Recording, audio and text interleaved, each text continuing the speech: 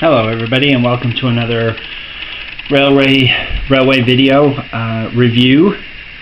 This time another Bachmann, and this time we're reviewing the Class 37 in Railfreight livery.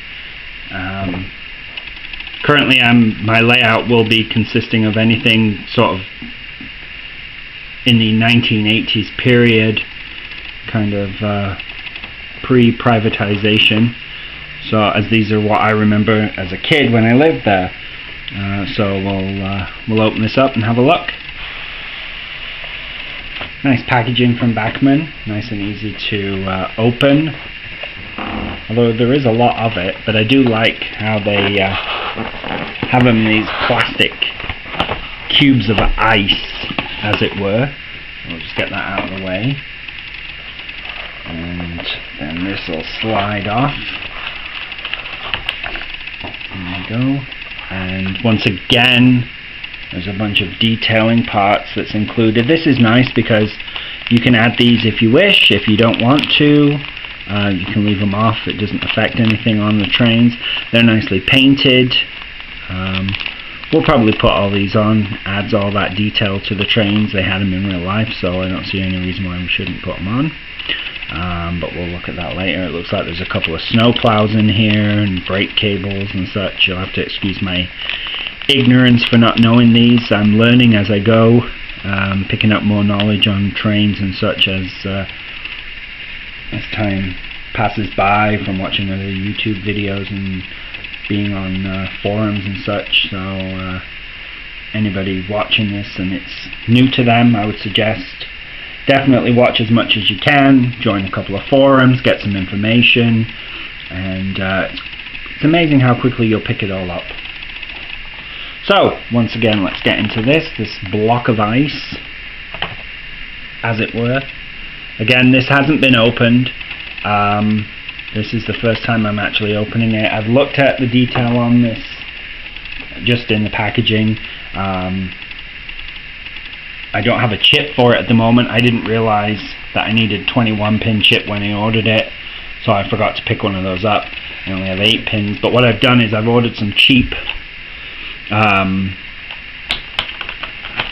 little chips that actually, it's not actually a chip, it just changes a 21 pin so you can add an 8 pin chip to it. So, because I had a couple of extra 8 pins and no locos to use them for, I thought, well, I might as well use them up for now, and then I can always get 21 pin chips later, and that way it saved me a bit of money, especially just after Christmas. So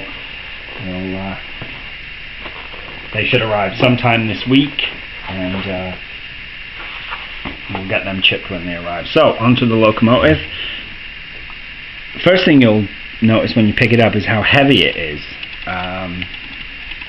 All the new locomotives that I have are heavy, which is good. It doesn't need those traction tires that the ones had in the 80s. Basically, when I was a kid growing up, the only thing I really knew about was Hornby, and I think that's all there was really for the average modeler. I mean, at that time I was living in Germany, so we had limited access, and of course Hornby being the big player in those days, that's all that probably was brought over from the UK that we were able to buy in the stores in 00 scale. So that's what I ended up with. I still have them today. They're nice. They're very basic. They certainly don't weigh as much as these machines do. So, but yeah, let's have a look at this one then. So this is in the Railfreight livery. It's engine number 37506. I'd seen this on the website, Hatton's website. I'd also seen it on some YouTube videos and thought it looked quite smart. And as I didn't have a 37, all I have currently is a 47 and a 20 and a 150. So I thought this would be nice to have a 37. I also want to pick up one that's in the Intercity livery too, to add to some of my Mark 1 Intercity coaches that I have, and also some Mark 2 Intercity coaches that I have. I think that'll be nice, and just something a little bit different. everybody seems, from what I've seen, to go for the Class 47s, which they are nice. I have one, and it runs beautifully, and that one's by V-Trains. But yeah, there's lots of detail on here. It's got sprung buffers at the front and at the back, or the back and the front, whichever way you look at it. Double-ended. Tension lock couplings, these NEM couplings I think they're called. Now it looks like these are attached to the bogie, so I don't think you can change them, but we'll have a look at that later. You might be able to, I'm not sure. If anybody does know whether you can or not, let me know, just so I don't try and take them out when they can't come out and end up wrecking something. We've got, you can turn the tail and the cab lights on or off here. I'm assuming you leave them on for both of them, and then they're on all the time, so you can control them through DCC. Once I get it chipped, we'll be able to figure that out. I certainly hope you don't have to pick it up and turn them on and off every single time that you want, because then that just turns it into a kid's toy, because that's what kids would do, is turn them on and off as, you know, as they play with them. This should be left on the rails once it's there, and everything should be done through your controller, but we'll see. Nice paint finish on this. Lots of grills and such etched in there. Nice metal handrails, as pretty much to be expected. And there's a nice fan in underneath the grill work that they should have used maybe for the Class 20. I keep wanting to call it a Class 120. I don't know why. I'm not even sure there is a Class 120, but anyway. Detail inside. And there is actually a little driver in there too, which is kind of cool.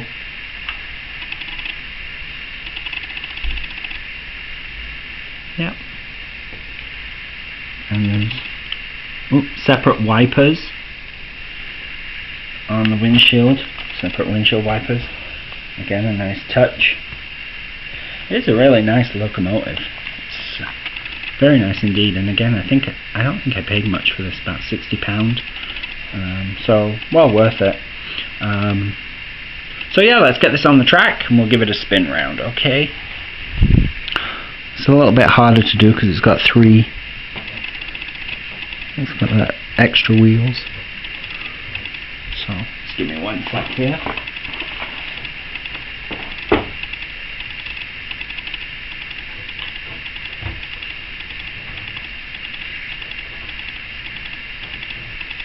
Okay.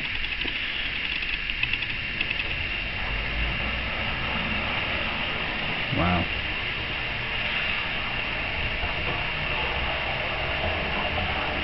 That has got some engine in it. And the cab lights are lit up. I don't know if you can see that on the video. Let's give it a bit more juice. It really is a nice looking train. Locomotive, I mean. Sorry, people keep telling me it's not a train, it's a locomotive. Train is the whole thing with the carriages or the wagons. And I tend not to get all caught up in all that, you know, that.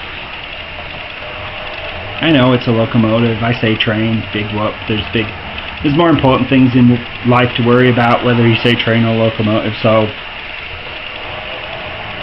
do whatever you want, that's what I say.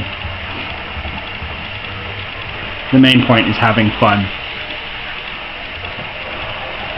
As soon as it becomes too serious, I think it's time to give it up. But those are my views. I'm sure people will disagree, and that's fine, for whatever suits your purpose.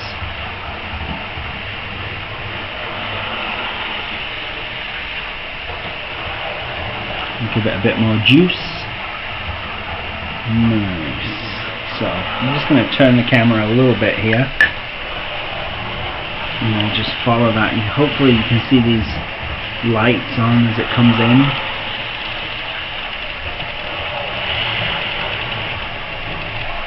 See the headlights there, nice.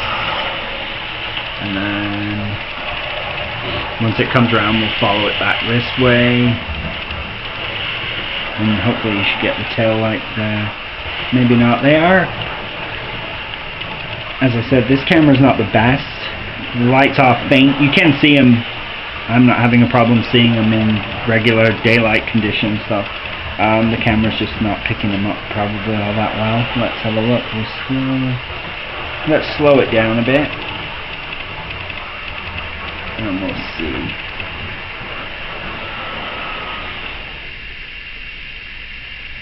Can you see that? No. Okay, well that I think ends the review of the Class 37 in Railfreight livery by Bachmann. Thanks for watching.